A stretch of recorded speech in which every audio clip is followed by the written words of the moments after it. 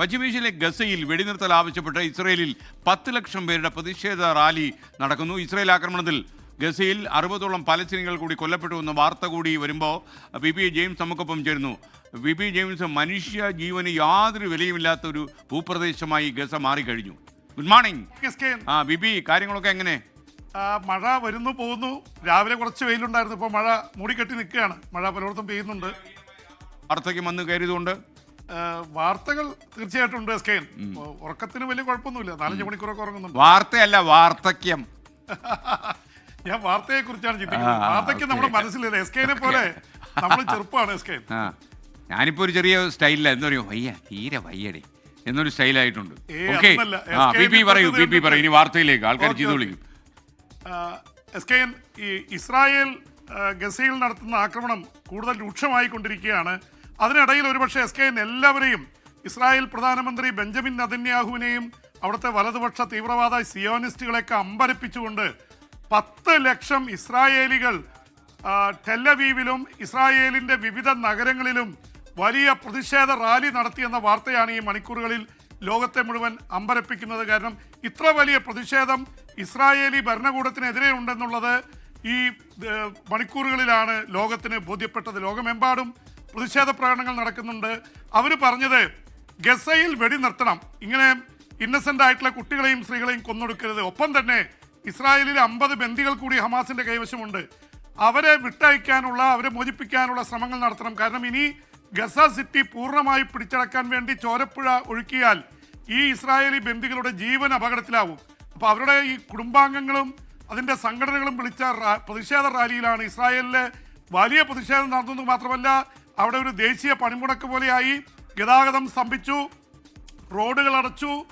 പ്രതിഷേധിച്ച ഒരുപാട് പേരെ ഇസ്രായേലി ഭരണകൂടം ലാത്തിചാർജ് നടത്തുകയും അറസ്റ്റ് ചെയ്യുകയൊക്കെ ചെയ്തിട്ടുണ്ട്. എന്തായാലും ഇസ്രായേൽ പ്രധാനമന്ത്രി വലിയ രീതിയിലുള്ള പ്രതിഷേധമാണ് അറിയിച്ചിട്ടുള്ളത്. പ്രത്യേകിച്ച് നമ്മളൊരു യുദ്ധത്തിൻ്റെ നടുവിൽ നിൽക്കുമ്പോൾ ഈ പ്രതിഷേധം ഒരു തരത്തിൽ അംഗീകരിക്കാൻ പറ്റില്ല. വലതുപക്ഷ തീവ്രവാദികളായിട്ടുള്ള ബെൻഗീവറും മന്ത്രിമാരാണ്, അതുപോലെ തന്നെ സ്മോട്രിച്ച് ധനകാര്യമന്ത്രിയും ഒക്കെ ഇതിനെതിരെ രംഗത്ത് വന്നിട്ടുണ്ട്. പക്ഷേ ഭരണകൂടത്തിൻ്റെ കയ്യിൽ നിന്ന് വിട്ട് ഇസ്രായേലിന് വലിയ ഇത് നടക്കുന്ന എസ്കെൻ.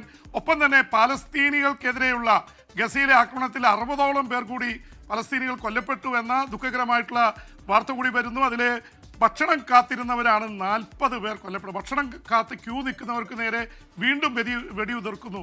കഴിഞ്ഞ ഒരു മാസമായി തുടരുകയാണ്. അതിൻ്റെ പേരിൽ കൊല്ലപ്പെട്ടത് ഏതാണ്ട് 1800-ലേറെ പേർ വെടിയേറ്റ് ഭക്ഷണത്തിൽ ക്യൂ നിന്ന് കൊല്ലപ്പെട്ടു. പട്ടിണി കിടന്ന് മരിച്ചവർ 250-ലേറെയായി. ഈ 62,000-ത്തിനടുത്ത് എത്തുന്നു ഈ ഇസ്രായേൽ ആക്രമണത്തിൽ കൊല്ലപ്പെട്ട പലസ്തീനികളുടെ സംഖ്യ. ഒപ്പം തന്നെ എസ്കെൻ വലിയൊരു റാലി നടന്നത് ദക്ഷിണാഫ്രിക്കയിലെ ആയിരക്കണക്കിന് ജേർണലിസ്റ്റുകൾ, മാധ്യമപ്രവർത്തകർ ഗസയിലെ മാധ്യമപ്രവർത്തകർക്ക് ഐക്യദാർഢ്യം പ്രഖ്യാപിച്ചുകൊണ്ട് അവർ മുന്നിൽ വന്നു. അവർ പറയുന്നൊരു വാദം, 1-ാം ലോക മഹായുദ്ധത്തിലും 2-ാം ലോക മഹായുദ്ധത്തിലും അതുപോലെ തന്നെ അഫ്ഗാനിസ്ഥാൻ അടക്കമുള്ള യുദ്ധങ്ങളിൽ മുഴുവൻ കൊല്ലപ്പെട്ട മാധ്യമപ്രവർത്തകരെക്കാൾ കൂടുതൽ മാധ്യമപ്രവർത്തകർ ഗസയിൽ മാത്രം കൊല്ലപ്പെട്ടിരിക്കുന്നു. ഏതാണ്ട് 270ഓളം മാധ്യമപ്രവർത്തകരാണ് കൊല്ലപ്പെട്ടിട്ടുള്ളത്. അതിനെതിരെ വലിയ പ്രതിഷേധം ലോകമെമ്പാടും ചെയ്യുന്നു. യൂറോപ്പിൽ, അമേരിക്കയിൽ ഇപ്പോൾ ഏറ്റവും ഒടുവിൽ ആയിരക്കണക്കിന് ദക്ഷിണാഫ്രിക്കയിലെ ജേർണലിസ്റ്റുകൾ രംഗത്ത് വന്നിരിക്കുന്നു. ഒരുപക്ഷെ അങ്ങനെയുള്ളൊരു പ്രതിഷേധം നടക്കാത്തൊരു രാജ്യം ഇന്ത്യയാണ്. ഇന്ത്യയിലെ ജേർണലിസ്റ്റുകൾ എന്ത് ചെയ്യുന്നു എന്നുള്ളതിനെക്കുറിച്ചുള്ള ചോദ്യങ്ങൾ ഉയരുന്നുണ്ട്. എസ്കെൻ, ബിബി ജെയിംസ്, നമുക്കിനി മറ്റൊരു കാര്യം കൂടി അറിയാനുണ്ട്. യുക്രൈൻ യുദ്ധം അവസാനിപ്പിക്കുന്നതിൻ്റെ ഭാഗമായി യുക്രൈന് നേറ്റോ അംഗത്വം നിഷേധിക്കണമെന്ന് ക്രൈമിയ റഷ്യ തിരിച്ചു നൽകണമെന്നൊക്കെ തന്നെ അമേരിക്കൻ പ്രസിഡന്റ് പറയുന്നു. ശരിക്കും ഈ കച്ചവടത്തിൽ ഒരുപക്ഷെ യുക്രൈൻ എന്ത് സംഭവിക്കും എന്നുള്ളത് ഉത്കണ്ഠയോടെ മാത്രമേ നമുക്ക് കാണാൻ കഴിയൂ. എസ്കെൻ, ഒരുപക്ഷെ വലിയ കൗതുകകരമായ കാര്യം, അമേരിക്കൻ പ്രസിഡന്റ് ഡൊണാൾഡ് ട്രംപ് ചർച്ചയ്ക്ക് വിളിച്ചത് യഥാർത്ഥത്തിൽ ഉക്രൈൻ്റെ പ്രസിഡന്റ് വ്ളോഡിമിർ സെലൻസ്കിയെ മാത്രമാണ്. പക്ഷേ ട്രംപിൻ്റെ മുമ്പിൽ സെലൻസ്കി വന്ന് പെട്ടാൽ എന്ത് സംഭവിക്കുമെന്ന് നേരത്തെ നമ്മൾ കണ്ടതാണ്. എസ്കെൻ, സെലൻസ്കിയെ ചുരുട്ടിക്കൂട്ടി എറിയുന്ന രീതിയിലാണ് ട്രംപ് JD വാൻസും കൂടി വളഞ്ഞിട്ട് ആക്രമിച്ചത്. പക്ഷേ വളരെ ശക്തമായി നിലകൊണ്ടു സെലൻസ്കി. പറഞ്ഞു ഞങ്ങളുടെ രാജ്യത്തെ കീഴടക്കാൻ അനുവദിക്കില്ല എന്നുള്ള നിലപാടെടുത്തു. പക്ഷേ സെലൻസ്കിക്ക് പിന്നീട് അതിൽ നിന്ന് പിൻവാങ്ങേണ്ടി വന്നു. കാരണം ട്രംപ്, അമേരിക്ക വലിയ ഇതാണ്, അവരാണ് ഏറ്റവും കൂടുതൽ ആയുധം കൊടുക്കുന്നത്, അവർ പിൻവാങ്ങിയാൽ കാര്യങ്ങൾ തീർന്നു. പക്ഷേ ഇത്തവണ അതുകൊണ്ട് യൂറോപ്യൻ നേതാക്കൾ, ഒരുപക്ഷെ എസ്കെൻ 2-ാം ലോക മഹായുദ്ധത്തിനെ അനുസ്മരിപ്പിക്കുന്ന രീതിയിലാണ് യൂറോപ്യൻ നേതാക്കൾ മുഴുവൻ സെലൻസ്കിയുടെ കൂടെ ഇന്ന് അമേരിക്കയിൽ എത്തുകയാണ്. ട്രംപ് അതിനെക്കുറിച്ച് പറഞ്ഞത് എനിക്ക് വലിയ സന്തോഷമുണ്ട്, യൂറോപ്പ് മുഴുവനായി എന്നെ കാണാൻ വരുന്നു എന്നാണ് പറഞ്ഞത്. പക്ഷേ യഥാർത്ഥത്തിൽ ട്രംപ് സെലൻസ്കിയെ പേടിപ്പിക്കുമെന്ന് കരുതി തന്നെയാണ് അവർ ചെല്ലുന്നത്.